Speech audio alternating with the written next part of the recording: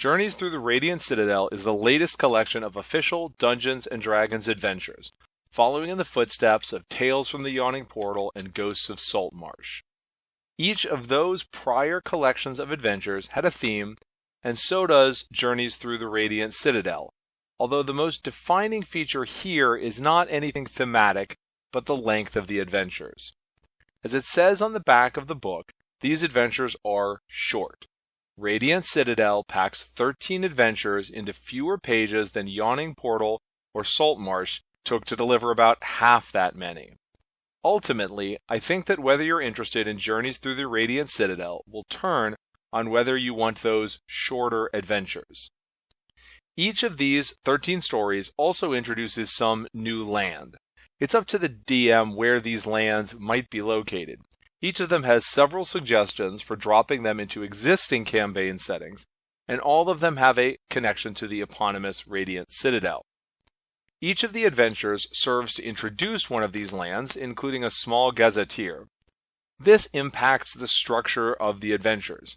Dungeons aren't generally a great introduction to a new nation, so the adventures rarely feature them or anything dungeon-like.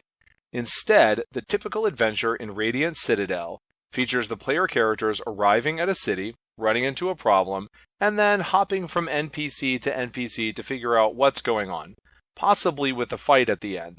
But maybe not. It is possible to get through some of these with very little combat. Which brings us back to the short part. The already limited page count for each adventure loses a few pages to the gazetteer, and it takes more game time to do a string of combats than the same page count of NPC interactions. Journeys Through the Radiant Citadel promises short, standalone adventures, and that is what it delivers. You want adventures you can play in a single session, either as one-shots or thrown into an existing campaign? Journeys Through the Radiant Citadel will give you that. Personally, I would like a bit more complexity in these sorts of adventures, a bit of an opportunity for the players to do more than just follow the single trail of breadcrumbs. That's probably why my favorite adventure in here is Justice Rahman Arman's Shadow of the Sun, which presents a city under the strict rule of an angel. Characters there have actual options about whether or how they want to be involved in an internal conflict between the forces of law and order and citizens who think that maybe there's a little too much law and order here. It's the sort of story you might be able to make a series of adventures out of. On the one hand, I want to say I wish we could have gotten a smaller selection of more complex adventures. On the other hand, I'm not sure how fair it is to criticize a book for being exactly what it set out to be. And in addition to that story, Shadow on the Sun, I have to say my single favorite thing in the book is the sky bridges from Pam Punzalan's Between the Tangled Roots.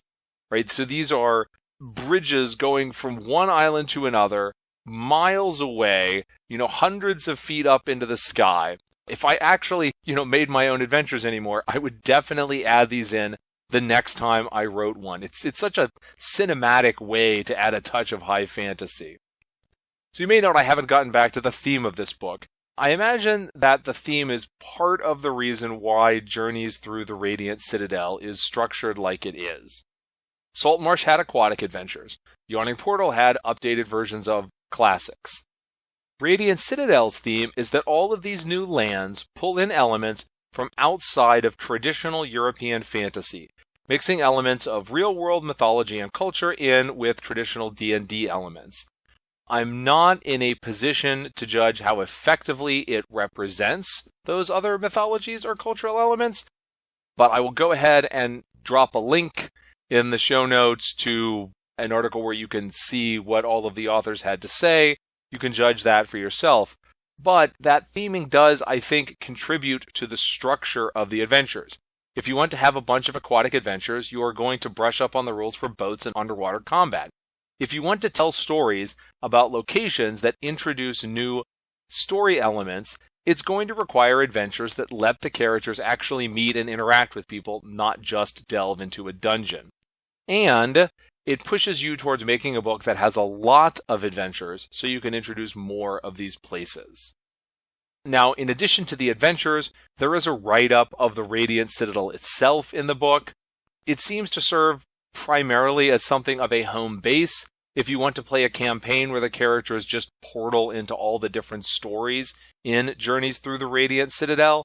The vibe of the Citadel itself is something in the ballpark of a socialist utopia.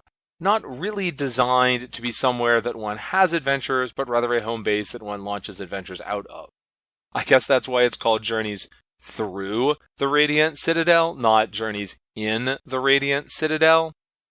This is a fantasy setting, so I'm mostly not concerned with whether governmental structures are realistic, but I feel like I have to note that one of the elements here is that every single member of the city's ruling council has the magical ability to unilaterally shut down the entire city. This is presented in the book as a positive thing because it forces everyone to work things out diplomatically. But I gotta say, if you think that giving any one member of a group the ability to shut down everything without any kind of check is a good idea, I would suggest strongly that you go take a look at the modern incarnation of the United States Senate. I'm just saying. Journeys Through the Radiant Citadel probably isn't going to wow anyone who isn't looking for this type of content. Ultimately, however, the book succeeds at what it is trying to do: provide a plethora of short adventures that introduce a stack of new places. Thanks for watching. If you would enjoy this review, please do one of those interaction things that us folks on YouTube are always asking you to do. I think I'm supposed to tell you to perhaps ring a bell below the video. Something like that. Subscribe. We always appreciate it. Thanks. I'm Chris Stevenson. This is Strange Assembly. Never stop gaming.